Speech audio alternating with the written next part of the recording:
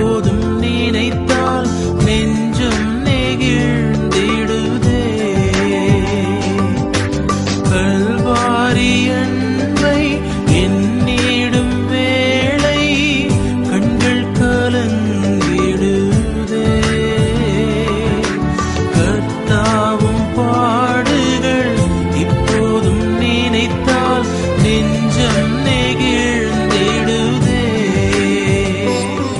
ஆண்டவராகிய இயேசு கிறிஸ்துவின் நாமத்தில் கல்வாரி நேச ஊழியங்கள் சார்பாக உங்கள் அனைவருக்கும் வாழ்த்துக்களை தெரிவித்துக் கொள்கிறேன். இன்றைக்கு நான் கொடுக்கும் செய்தியின் தலைப்பு நம்மை நிமிர்ந்து நடக்க செய்கிற தேவன்.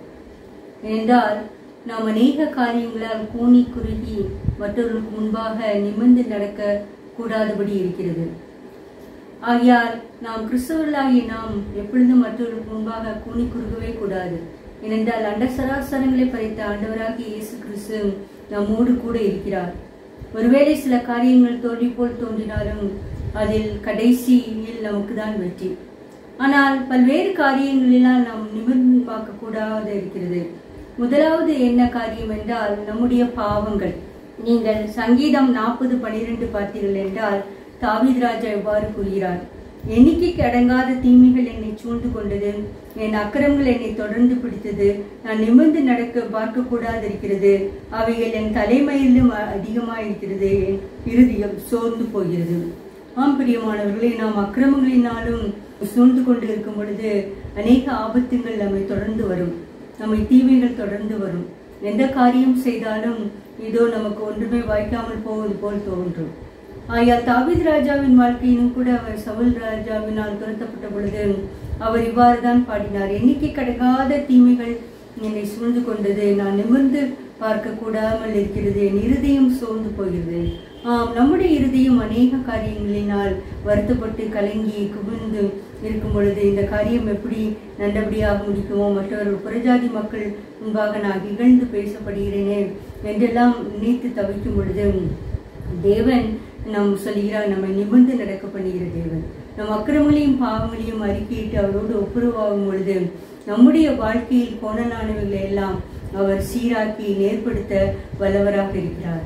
ஆகையால் அந்த ஆண்டவரை நாம் உள்ளத்தில் ஏற்றுக்கொள்ளும் பொழுது நிச்சயமாகவே நம்முடைய வாழ்க்கையில் நம்மை நிமிரக்கூடாதபடி செய்த தோல்விகள், அவமானங்கள், நிந்தைகள் எல்லாம் தேவன் நிமிரச் செய்ய வல்லவராக இருக்கிறார். ஆகையால் இந்த காலகட்டத்தில் நாம் என்னென்ன காரியங்களினால் எப்படி எப்படி நாம் தேவன் நம்மை நிமிர்ந்து செய்யப்படுகிறார் என்பதை குறித்து சற்று சிந்திப்போம். இல்லாவது யோசேப்பின் நிமிர்ந்து நின்ற அறிக்கட்டு. இங்க யோசேப்பு தன் தாப்பனால் அதிகமாக நேசிக்கப்பட்டவர்.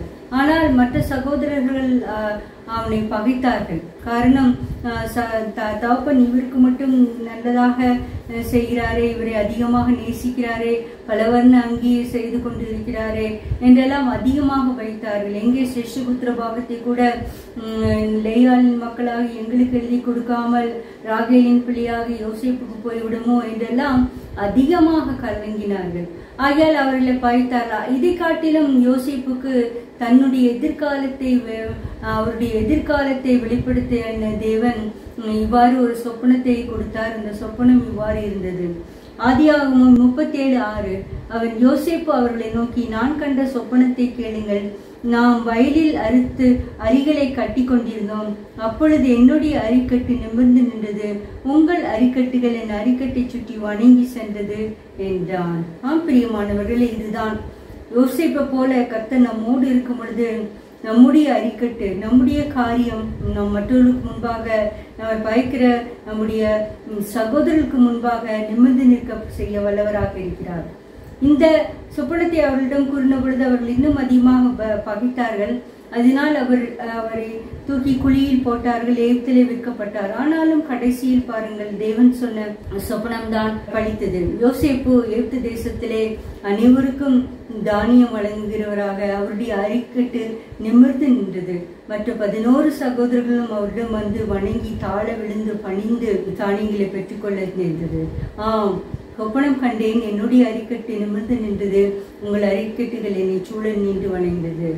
இதை கேட்டுக்கொண்டிருக்கிற பிரியமானவர்கள், நீங்கள் சகோதரர்களினால் அதிகமாக பயிர்க்கப்பட்டு வெறுக்கப்பட்டு இருக்கிறீர்களா? கலங்க வேண்டாம். யோசேப்போடு கூட இருக்கிற தேவன் நம்மோடு கூட இருந்து நம்முடைய காரியங்களையும் நம்மை நிமிர்ந்து நடக்க செய்கிற தேவனாக இருக்கிறார். ஆகையால் நாம் கலங்க வேண்டாம். அடுத்ததாக இந்த எகிப்திய மக்களை, இஸ்ரவேல் மக்களை எகிப்து தேசத்திலிருந்து புறப்பட பண்ணின தேவன் அவர்கள் அடிமைத்தனத்தின் நுகத்திற்கு உட்பட்டு கொண்டே இருந்தார்கள். அதனால் எப்பொழுதும் வேலைதான், அவர்களால் நிமிர்ந்து பார்க்கவே முடியாது. யாரிடையும் ஒரு சகஜமாக ஒரு சம்பாஷணை நடத்தவே கூடாது. எப்பொழுதும் அடிதான், கூனி குறுகி போய் அடுத்த நேரம் என்ன நடக்குமோ, யார் கொலை செய்யப்படுவார்களோ என்றெல்லாம் அவர்கள் அதிகமாக கலங்கி கொண்டே இருந்தார்கள். அவர்களுக்கு நீதியும் நியாயமும் கிடைக்கவே இல்லை. ஆனாலும் தேவாதி தேவன் அவருடைய சித்தத்தின்படி அவளை எகிப்தின் அடிமைத்தனத்தை கட்டுகளில் இருந்து விடுதலை பண்ணி இவ்வாறு கூறினார். நீங்கள் லேவியர் 26:13, நீங்கள் எகிப்தியருக்கு அடிமையாயிராதபடிக்கு நான் அவர்கள் தேசத்திலிருந்து உங்களை புறப்பட பண்ணி உங்கள் நுகத்தடிகளை முறித்து உங்களை நிமிர்ந்து நடக்க பண்ணின உங்கள் தேவனாகிய கர்த்தர். பிரியமானவர்கள், நம்மை நிமிர்ந்து நடக்க பண்ணுகிற தேவனாகிய கர்த்தர். நம்முடைய வாழ்க்கையிலும் நுகத்தடி போன்று அடிமைத்தனத்தின் பிணையில் உட்பட்டு இருக்கிறோமா? மற்றவர்களால் ஒடுக்கப்பட்டு, மேலதிகாரிகளால் ஒடுக்கப்பட்டு, நாம் எவ்வளவு நன்மை செய்தாலும் எவ்வளவு வேலை செய்தாலும் நம்முடைய திறமையை பாராட்டாதபடிக்கு ஒடுக்கப்பட்டு இருக்கிறோமா? சிந்திப்போம் பிரியமானவர்களே. நாம் தேவனை நோக்கி நாம் கதற வேண்டும். ஆண்டவரே, நீங்கள் எகிப்தியரின் நுகத்தடியை முறித்து அவர்களை நிமிர்ந்து நடக்க பண்ண தேவன் எங்கள் வாழ்க்கையிலும் இந்த பிணையல்களை எல்லாம், எங்களை அடிமைப்படுத்துகிற எல்லா காரியங்களையும், எங்களை சிறைப்படுத்தி இருக்கிற எல்லா காரியங்களையும் எங்களை விட்டு அகற்றி எங்களை நிமிர்ந்து நடக்க பண்ண வேண்டும் என்று கதற வேண்டும். அப்பொழுது எகிப்தின் அடிமைத்தனத்திலிருந்து இஸ்ரவேல் ஜனங்களை மீட்க பண்ணின தேவன் நம்முடைய வாழ்க்கையிலும் நம்மை அடிமைப்படுத்துகிற எல்லா கட்டுகளில் இருந்தும் விடுதலை பண்ணி நம்மை நிமிர்ந்து நடக்க பண்ணுகிற தேவனாக இருக்கிறார். தேவன் அதற்கு கிருபை செய்வாராக. இவ்வாறு இஸ்ரவேல் ஜனங்கள் அவர்கள் எகிப்து தேசத்தை விட்டு வந்தாலும் அங்கே ஒரு செங்கடல் அங்கு அவர்களுக்கு முன்பாக காணப்பட்டது. பிற்பாடு பார்வோனின் சேனைகள் அவர்களை துரத்தி வந்தது. அவர்கள் அதிகமாக பயந்து நடுங்கினார்கள். ஏனென்றால் அங்கு எகிப்து தேசத்திலே இருக்கும் பொழுது யாரோ 1-2 பேர் தான் செத்து போய் விடுவார்கள். ஆனால் இப்பொழுது பார்வோனின் சேனை துரத்து வரும் பொழுது எல்லாரையும் கொண்டு விடுவார்களோ என்ற அச்சத்தில் அதிகமாக அலறினார்கள். ஆனால் எகிப்து தேசத்தை விட்டு வெளியே வந்த தேவன் அவர்களை கைவிடவே இல்லை. அநேக அற்புதங்களையும் அடையாளங்களையும் செய்த தேவனே அவர்கள் இன்னும் நினைவு கூறாமல் இருந்தார்கள். ஆகையால் அவருடைய மேல் நம்பிக்கை வைக்காமல் இருந்தார்கள்.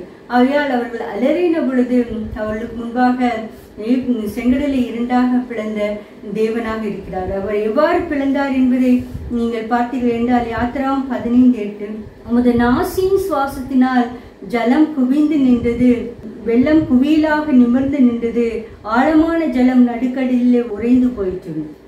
பிரியமானவர்களே, நம்முடைய தேவாதி தேவனின் நாசியின் சுவாச காற்றினால் வெள்ளம் குவியலாக நிமிர்ந்து நின்றது.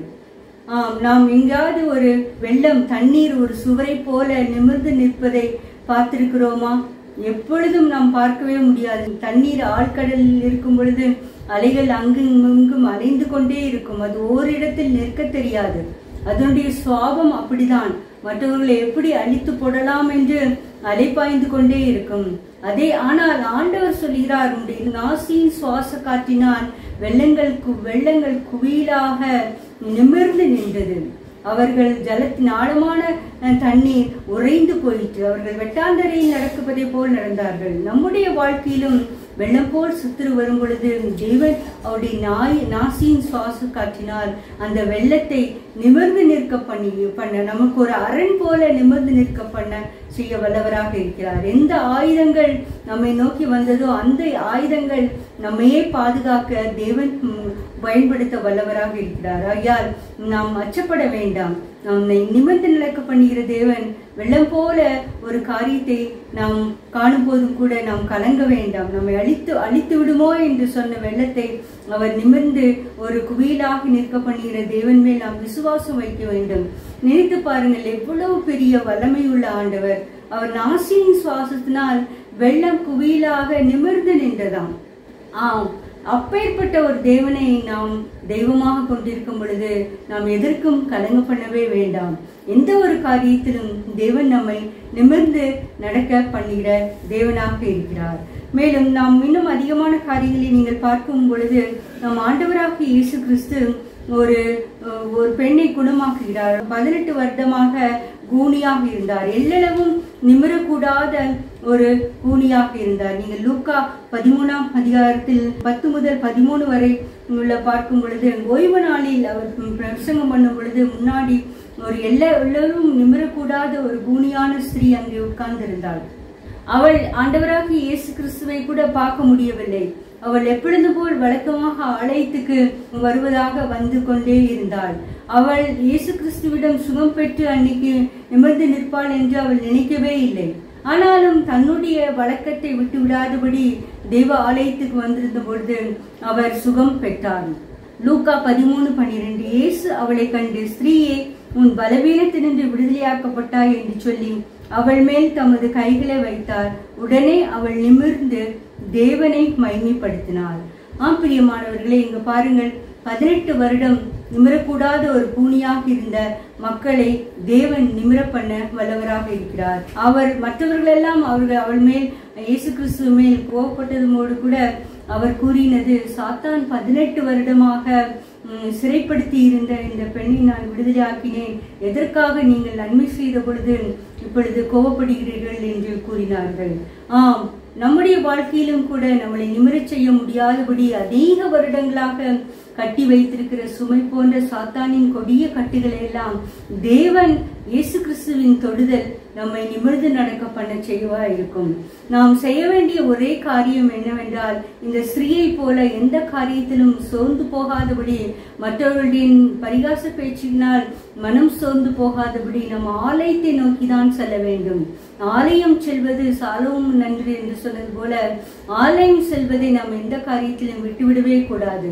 ஒரு சிறிய மழை பெய்தாலும், ஒரு சிறிய தும்மல் போட்டாலும் இந்த ஆலயத்துக்கு நான் செல்லவில்லை என்று நாம் சொல்லக்கூடாது. இந்த ஸ்திரீயை பாருங்கள், அவளை மற்றவர்கள் பார்த்தார்கள், ஆனால் இவள் மற்றவர்கள் நிமிர்ந்து பார்க்கவே முடியாது. மற்றவர்கள் இவளை பார்த்து அதிகமாக கேலி செய்து கொண்டே இருப்பார்கள், ஆனால் இவள் யாரை பற்றியும் எந்த பற்றியும் அசட்டை பண்ணிவிட்டாள், கண்டுகொள்ளவே இல்லை. நம்முடைய வாழ்க்கையிலும் அநேகம் நம்மை தூத்தி திரியும் போது ஏதாவது ஒரு காரியத்தினால், ஒரு செய்ய முடியாத ஒரு காரியத்தினால் நாம் குனிந்து நிமிரக்கூடாத கூனியாக இருக்கும் பொழுது தேவன் நம்மை சுகப்படுத்த வல்லவர். நாம் ஆலயம் செல்வதை மட்டும் விட்டுவிடவே கூடாது. நாம் ஆண்டவராக இயேசு கிறிஸ்துவிடம் ஒரு நன்மையை பெற்றுக்கொள்ள வேண்டும் என்றால் நாம் நிச்சயமாகவே அவருடைய பாதத்தண்டை வந்து காத்திருக்க வேண்டும். அன்று அந்த ஜெப ஆலயத்தில் ஆண்டவராக இயேசு கிறிஸ்து பிரசங்கம் பண்ணினார். இவள் கேட்டுக்கொண்டே இருந்தாள். அந்த பிரசங்கத்தின் வல்லமையும் ஆண்டவராக இயேசு கிறிஸ்துவின் தொடுதலையும் 18 வருடமாக கட்டி வைத்திருந்த எல்லளவும் நிமிரக்கூடாத ஒரு கூனியை நிமிரச் செய்தது. தேவன் நம்மை நிமிர்ந்து நடக்க பண்ணுகிற தேவனாக இருக்கிறார். கர்த்தருடைய நாமத்துக்கு ஸ்தோத்திரம் உண்டாவதாக. அடுத்ததாக இங்கு இஸ்ரவேல் ஜனங்கள் அவர்கள் அடிமைத்தனத்திலிருந்து வெளியே வந்து வனாந்திரத்தில் வந்து கொண்டே இருக்கிறார்கள். ஆனால் இந்த பாலாக் என்னும் மோவாபிய ராஜா பிலேயாம் என்னும் ஒரு கள்ளத்திற்கு தரிசியை குறித்து கூப்பிட்டு விட்டு அவர்களை சபிக்க வேண்டும். நீர் சபிக்கும் பொழுது அவர்கள் எல்லாம் நான் மேற்கொள்ளலாம் என்று. ஏனால் அவர் பிலேயாம் தீர்க்கதரிசி சபிக்கிறவர்கள் சபிக்கப்பட்டு போவார்கள், அவர்கள் ஆசீர்வதிக்கப்படுவார்கள் என்று. இவ்வாறு செய்து கொண்டிருக்கும் பொழுது, ஆனால் பிதாவாகி தேவனின் சித்தம் என்னவென்றால் இஸ்ரவேல் ஜனங்களை ஆசீர்வதிப்பதுதான் அவருடைய சித்தம். ஆகையால் அவர்கள் எத்தனை பெரிய மந்திரவாதியும் தந்திரவாதியும் கூட்டிக் கொண்டு வந்து அவர்களை ஒடுக்க வேண்டும் என்று நினைத்தாலும் அந்த மந்திரம் எல்லாம் பலிக்காமல் போயிற்று. இவ்வாறு கூறுகிறார். இந்த பிலேயாம் நீங்கள் பார்க்கும் பொழுது என்னாகும் 23-24, அந்த ஜனம் துஷ்ட சிங்கம் போல் எழும்பும், பாலசிங்கம் போல் நிமிர்ந்து நிற்கும், அது தான் பிடித்த இரையை பட்சித்து வெட்டுண்டவர்களின் ரத்தத்தை குடிக்கும் மட்டும் படித்துக் கொள்வதில்லை என்றார். யாரை சபிக்க வேண்டும் என்று அழைத்துக் கொண்டு வந்தார்களோ அந்த பிலேயாம் தீர்க்கதரிசியை இப்பொழுது இஸ்ரவேல் ஜனங்களை பார்த்து கூறுகிறார், அது பாலசிங்கம் போல் நிமிர்ந்து நின்றும், அது தான் பிடித்த இரையை பட்சித்து வெட்டுண்டவர்களின் ரத்தத்தை குடிக்கும் மட்டும் படுத்துக் கொள்வதில்லை என்றார். அது எழும்பும் பொழுது மற்றவர்கள் எல்லாம் வெட்டுண்டு வீழ்ந்து விடுவார்கள். அவர்களுடைய இரத்தத்தை எல்லாம் குடிக்கு மட்டும் அது படுத்துக் கொள்வதே இல்லை. எத்தனை பெரிய வாக்குத்தத்தம் பாருங்கள். நாமும் கூட நம்மை எதிர்த்து வரும் ஒரு மந்திர சக்திகளையும் வெளிசூனிய கட்டுகளையும் நாம் எதிர்த்து நிற்க வல்லவர்களாக தேவன் இந்த வாக்குத்தத்தத்தை கொடுத்துகிறார். இஸ்ரவேல் ஜனங்களை போல நாம் நிமிர்ந்து நிற்கிற ஒரு பாலசிங்கத்தை போல் இருக்கிறோம். ஆகையால் நாம் அச்சப்பட தேவையே இல்லை. அநேக கிறிஸ்தவர்களுக்கு ஏதாவது ஒரு வாழ்க்கையில் துன்பம் வந்து விட்டால், ஒரு வாழ்க்கையில் ஒரு வியாபாரம் நொடிந்து போய்விட்டால், இல்லை வியாதிப்படுக்கையில் விழுந்து விட்டால், அநேகருடைய சந்தேகம் எல்லாம் எனக்கு விரோதமாக யாரோ ஒருவர் மந்திரம் செய்து விட்டார்கள், தந்திரம் செய்து விட்டார்கள், வெளிசூனியம் வைத்து விட்டார்கள் என்று. இங்கே ஒரு வெளிசூனியம் வைப்பதற்காக தான் ஒரு பெரிய களத்திற்கு திருசியை கூட்டி கொண்டு வருகிறார்கள். அவளுக்கு ஏராளமான தொகையை கொடுக்கிறார்கள். ஆனாலும் அந்த தீர்க்கதரிசியின் வாயிலிருந்து தேவன் இஸ்ரவேல் ஜனங்களுக்கு ஒரு நல்வார்த்தையை தான் அருளி செய்தார். தேவன் நினைத்ததை தடை செய்ய யாருமே கூடாது. தேவன் நம்மை நிமிர்ந்து நடக்க செய்ய பண்ணும் பொழுது எந்தவித மந்திரவாத சக்தியும் நம்மை கூன் விழுந்து போக செய்வதே இல்லை. இப்பொழுதுதான் இஸ்ரவேல் ஜனங்களுக்கு அவர்கள் அந்த வாக்குத்தத்தம் பழித்தது. அவர் பாலசிங்கம் போல் நிமிர்ந்து நிற்கிறார்கள். தன் இறையை கவர்ந்து சென்று மற்றவர்களின் ரத்தத்தை, எதிரிகளின் ரத்தத்தை குடிக்க மட்டும் அது படுத்துக் கொள்வதே இல்லை. பிரியமானவர்களே, இந்த வாக்குத்தத்தத்தை நாம் பற்றி கொண்டு நம்முடைய ஆண்டவராக இயேசு கிறிஸ்து யூத ராஜசிங்கம் போல் இருக்கிறபடியினால் நாம் யாருக்கும் அஞ்ச தேவையே இல்லை. நாம் நிமிர்ந்து நிற்கிற மக்களாக நம்மை மற்றவர்களுக்கு முன்பாக காணப்படுகிற தேவனாக இருக்கிறார். அதற்கு ஸ்தோத்திரம். நாம் தேவன் மேல் விசுவாசம் வைக்கும் பொழுது நம்மை நிமிர்ந்து நிற்க செய்கிறார். நம்ம அநேகம் தரம் நாம் அநேகருக்கு முன்பாக குனிந்து குறுகி போகுவது, தலை குனிந்து போவது, வெட்கப்பட்டு போவது என்ன காரியம் என்றால், நாம் தேவன் மேல் விசுவாசம் வைப்பதே கிடையாது. ஆண்டவராக இயேசு கிறிஸ்து மேல் விசுவாசத்தின் மேல் உறுதியாக இருக்கும் பொழுது நம்மை குனிந்து நடக்க பண்ணவே மாட்டார். எல்லாவற்றிற்கும் மேலாக நம்மை நிமிர்ந்து நடக்க பண்ணுகிற தேவனாக இருக்கிறார். சங்கீதம் 27 சிலர் ரதங்களை குறித்தும் குதிரைகளை குறித்தும் மேன்மை பாராட்டுவார்கள். நாங்களோ எங்கள் தேவனாகிய கர்த்தருடைய நாமத்தை குறித்து மேன்மை பாராட்டுவோம். அவர்கள் முறிந்து விழுந்தார்கள், நாங்களோ எழுந்து நிமிர்ந்து நிற்கிறோம். பிரியமானவர்களே, நம்முடைய நம்பிக்கை எதிர்மேல் இருக்கிறது. சிலர் ரதங்களை குறித்தும் குதிரைகளை குறித்தும் மேன்மை பாராட்டுவார்கள். அவர்கள் முறிந்து விழுந்தார்கள், நாங்களோ எழுந்து நிமிர்ந்து நிற்கிறோம் என்று கூறுகிறார்கள். நம்முடைய வாழ்க்கையிலும் கூட நாம் எதை குறித்து நாம் மேன்மை பாராட்டுகிறோம் என்பது அதிக முக்கியம். நீங்கள் பார்த்தீர்கள் என்றால், ரெகோபயாமின் சன் யோராம் அவர் யூதா தேசத்து ராஜாவாக இருந்தார். அங்கு இஸ்ரவேல் ஜனங்களை ஆளும்படி எரேபியாம் ஆண்டு கொண்டிருந்தான். இந்த யோராம் காலத்தில் எரேபியாம் யூதா தேசத்துக்கு சொற்ப ஜனங்களுக்கு விரோதமாக கூடி வந்த பொழுது அவர் யோராம் சொன்னது, நீங்கள் ஆண்டவராகிய தேவனை விட்டு விட்டீர்கள், விக்கிரக வழிபாடுக்கு சென்று விட்டீர்கள். நாங்களோ எங்களை தேவனே நாங்கள் நம்பிக்கொண்டிருப்போம், நாங்கள் நிச்சயமாக நாங்கள் விழுந்து போவதில்லை என்று சூளுறுத்த பொழுது நிச்சயமாகவே தேவாதி தேவன் யூத ஜனங்களோடு இருந்து அந்த எரேபியாமின் இராணுவத்தை முறியடிக்க செய்தார். பிரியமானவர்களை, சில ரதங்களை குறித்தும் குதிரைகளை குறித்து மேன்மை பாராட்டுவார்கள். அவர்கள் முறிந்து விழுந்தார்கள், நாங்களோ நிமிர்ந்து நிற்கிறோம். நம்முடைய வாழ்க்கையில் நாம் எதை குறித்து மேன்மை பாராட்டி கொண்டிருக்கிறோம்?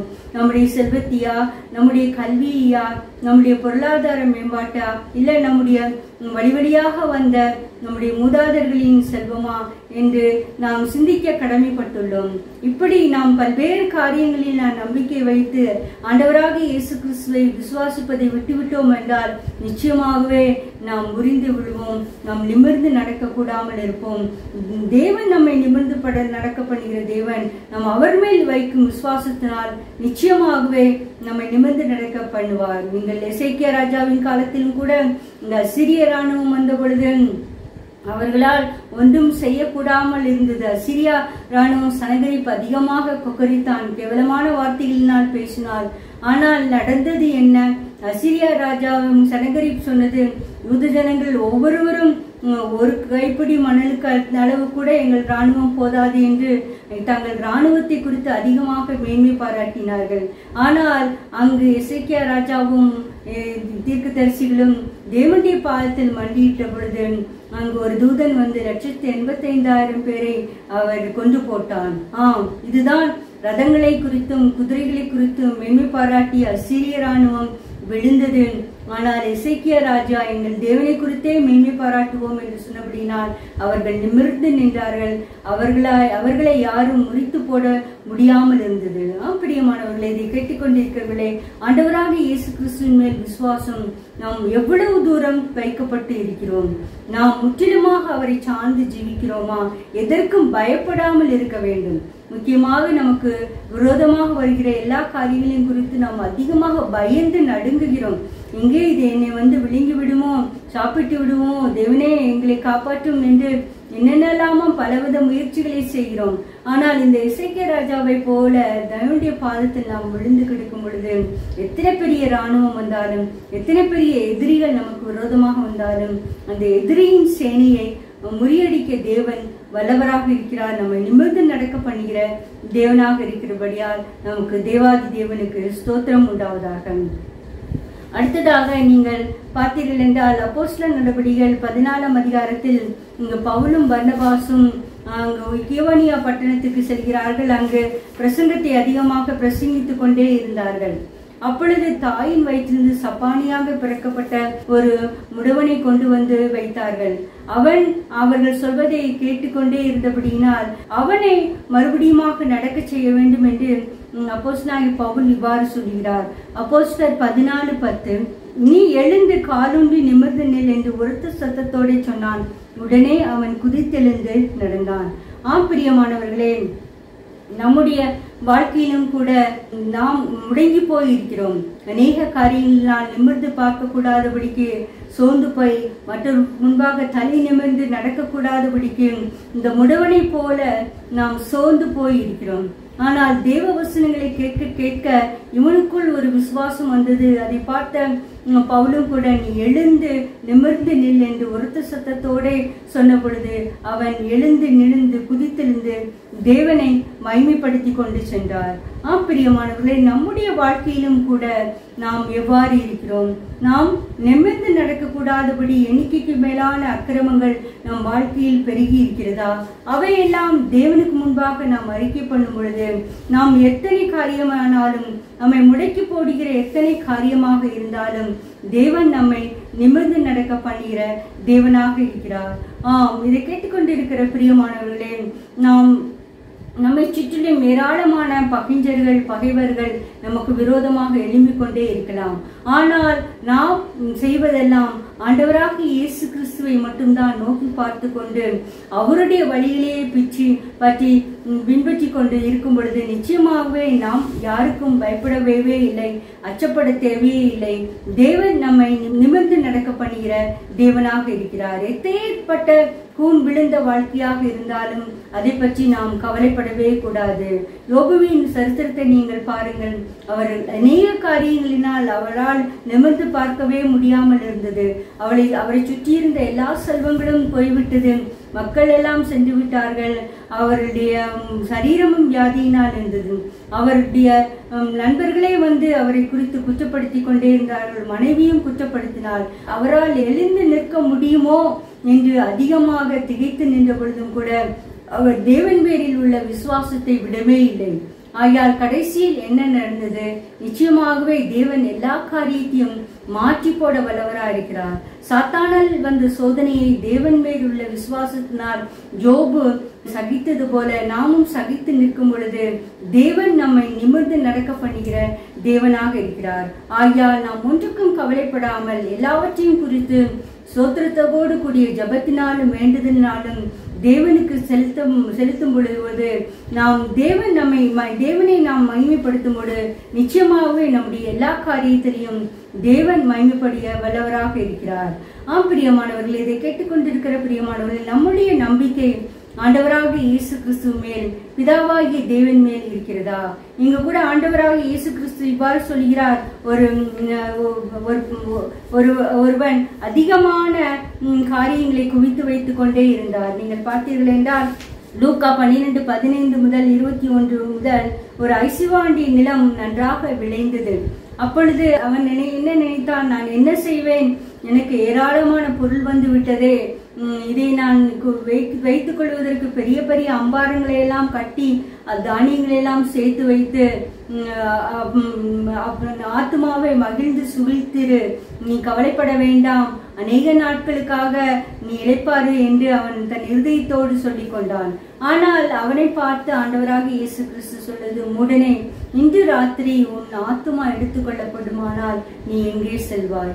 பிரியமானவர்களே, நம்முடைய நம்பிக்கை நம்முடைய செல்வத்தின் மேலும் நம்முடைய பொருளாதார சேமிப்பின் மேலும் இருக்கும் பொழுது நாம் நிமிர்ந்து பார்க்க கூடாமல் இருக்கும்.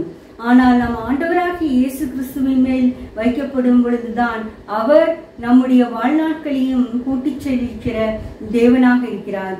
நாம் நிமிர்ந்து நாக்க கூடாதபடிக்கு நாம் நோய்படுக்கையிலே பார்த்து கொடுக்கும் பொழுது, நாம் நிச்சயமாகவே நாம் தேவனை நோக்கி கூப்பிடும் பொழுது நம்முடைய வாழ்க்கையை நாம் நோய்படுக்கையை மாற்றி போட வல்லவராக இருக்கிறார். எசேக்கியா ராஜாவும் கூட இவ்வளவு நல்ல காரியங்களை செய்தார். ஆனாலும் கடைசியில் அவர் நோய்படுக்கையில் விழுந்த பொழுது அங்கு ஏசாயா தீர்க்கதரிசி வந்து, நீ உன் காரியங்களை ஒழுங்குபடுத்தும், நீர் எழுந்திருக்க மாட்டீர் என்று சொன்னார். ஆனாலும் எசேக்கியா ராஜா சுவப்பக்கமாக திரும்பி தேவனை நோக்கி கதறினார், ஆண்டவரே, நான் எவ்வளவோ காரியங்களை உமக்கு முன்பாக நல்லதாக செய்தேனே, ஏன் இந்த காரியம் என் வாழ்க்கையில் வந்தது என்று சொன்ன பொழுது அப்பொழுது தேவன் அவர் வாழ்க்கையில் 15 வருடங்களை கூட்டி செய்தார். எசேக்கியாவை வர்ணப்படுக்கையை எடுத்து போட்டு நிமிர்ந்து நடக்க செய்கிற தேவனாக இருந்தார். இதை கேட்டுக்கொண்டிருக்கிற பிரியமானவர்களே, நீங்களும் வியாதி படுக்கையில் குனி குறுகி நிமிர்ந்து பார்க்க கூடாதபடிக்கு எப்பொழுது என் வாழ்நாள் முடிந்து விடுமோ, எத்தனை நாட்கள் உயிரோடு இருப்பேனோ என்று கலங்கி தவிக்கிறீர்களோ, கவலை வேண்டாம். எசேக்கியா ராஜாவை போல் நாம் தேவாதி தேவனை நோக்கி விடாமல் பற்றி கொள்வோம். எசேக்கியாவுக்கு உதவி செய்த தேவன், எசேக்கியா வியாதி படுக்கையை எடுத்து போட்டு நிமிர்ந்து நடக்க பண்ணின தேவன் நம்முடைய வாழ்க்கையிலும் பெரிதான அற்புதங்களை செய்ய வல்லவராக இருக்கிறார். ஆகையால் நாம் கலங்க வேண்டாம். சில ரதங்களை குறித்தும் குதிரைகளை குறித்து மேன்மை பாராட்டுவார்கள். அவர்கள் முறிந்து விழுந்தார்கள், நாங்களோ எழுந்து நிமிர்ந்து நடக்கிறோம். நாம் இஸ்ரவேல் ஜனங்களை போல, நாம் பாலசிங்கத்தை போல் நிமிர்ந்து நடக்க தேவன் வல்லவராக இருக்கிறார். யோசேப்பின் அரிக்கட்டு நிமிர்ந்து நின்றது போல நம்முடைய காரியமும் நம்முடைய தொழிலும் நிமிர்ந்து நடக்க பண்ண தேவன் வல்லவராக இருக்கிறார். இஸ்ரவேல் ஜனங்களின் அடிமைத்தனத்தை தேவன் நுகத்தை முறித்து போட்டு அவர்கள் நிமிர்ந்து நடக்க பண்ணுகிற தேவன் நம்மோடு கூட இருக்கிறார். 18 வருடமாக கூலியை நிமிர பண்ணிய தேவன் ஆண்டவராக இயேசு கிறிஸ்து நம்மோடு கூட இருக்கிறார். தாயின் வயிற்றிலிருந்து சப்பானியாய் பிறந்தவனை நிமிர்ந்து நடக்க செய்த தேவன் நம்மோடு கூட இருக்கிறார். ஆகையால் நாம் எதற்கும் கவலையே வேண்டாம். நம்மை நிமிர்ந்து நடக்க பண்ணுகிற தேவன் நமக்கு உண்டு என்ற வாக்குத்தத்தத்தை பற்றி கொண்டு நாம் முன்னேறி செல்லும் பொழுது நிச்சயமாகவே நம்முடைய காரியங்கள் எல்லாம், நமக்கு விரோதமாக இருக்கிற காரியங்கள் எல்லாம் தேவன் ஒளிய பண்ணி நம்மை சிறப்படுத்துவார், பலப்படுத்துவார். தேவன் அதற்கு கிருபை செய்வாராக. ஜெபம். எங்களை நேசிக்கிற அன்பான பிதாவே, எங்களை நிமிர்ந்து நடக்க பண்ணுகிற தேவனாய் இருக்கிறபடியால் ஸ்தோத்திரம். அநேக கரங்களில் ஆண்டவரே, எங்கள் அக்கிரமங்கள் தலைக்கு மேலாக பெருகிட்டு எங்கள் தலைமையிலும் அதிகமாக இருக்கிறது, நாம் நிமிர்ந்து நாம் பார்க்க கூடாதபடிக்கு இருக்கிறது என்று நாங்கள் இருக்கிறோம் கர்த்தாவே. ஆண்டவரே, இதை கேட்டுக்கொண்டுள்ள ஒவ்வொரு வாழ்விலும் நிமிரக்கூடாத சூழ்நிலைகள் இருந்தால் ஆண்டவர் ரசனாய் இயேசு கிறிஸ்துவின் நாமத்திலே நாங்கள் கட்டளையிடுகிறோம் கர்த்தாவே. எல்லா காரியங்களையும் நீர் மாற்றி போட வல்லவராக இருக்கிறபடியால் ஸ்தோத்திரம். பில்லி சூனிய கட்டுகளிலிருந்து அகற்றி போட வல்லவராக இருக்கிறபடியால் ஸ்தோத்திரம். இஸ்ரவேல் ஜனங்களுக்கு பிலேயாம் தீர்க்கதரிசியை கூப்பிட்டு சபிக்க சொன்னாலும் அவர் ஆசீர்வதித்து, ஆண்டவரே, இஸ்ரவேல் ஒரு பாலசிங்கம் நிமிர்ந்து நிற்கிறது என்று சொன்னது போல நாங்களும் பாலசிங்கத்தை போல நிமிர்ந்து நின்று எதிராளிகளை வீழ்த்த ஆண்டவர் கிருபை செய்ய போறதாய்வுக்காக ஸ்தோத்திரம். யோசேப்பின் அரிக்கட்டை போல நாங்கள் நிமிர்ந்து நின்று மற்றவர்கள் என்னை பாய்க்கிற சகோதரர்கள் எங்களுக்கு முன்பாக வீழ்ந்து கிடக்கத்தக்கதாக ஆண்டவர் கிருபை செய்ய வல்லவராக இருக்கிறபடியால் ஸ்தோத்திரம். ஆண்டவரை, எகிப்திய ஜனங்களை நீங்கள் வழிநிறுத்த பொழுது உம்முடைய நாசியின் சுவாச கட்டினால் ஜனங்கள் குவியலாக நிமிர்ந்து நின்றது கர்த்தாவே. அத்தனை பெரிய அதிசயம் செய்கிற தேவன் எங்களோடு கூட இருக்கிறபடியால் ஸ்தோத்திரம் கர்த்தாவே. ஆண்டவரே, நாங்கள் தேவனை குறித்து நாங்கள் மேன்மை பாராட்டி நிமிர்ந்து நடக்க எங்களுக்கு கிருபை செய்ய போற தயவுக்காக ஸ்தோத்திரம். எல்லா துதி கன மகிமை உமக்கு செலுத்துகிறோம். இரட்சகரும் மீட்பருமாகிய இயேசு கிறிஸ்துவிடம் வேண்டிக் கொள்கிறோம் பிதாவே, ஆமென்.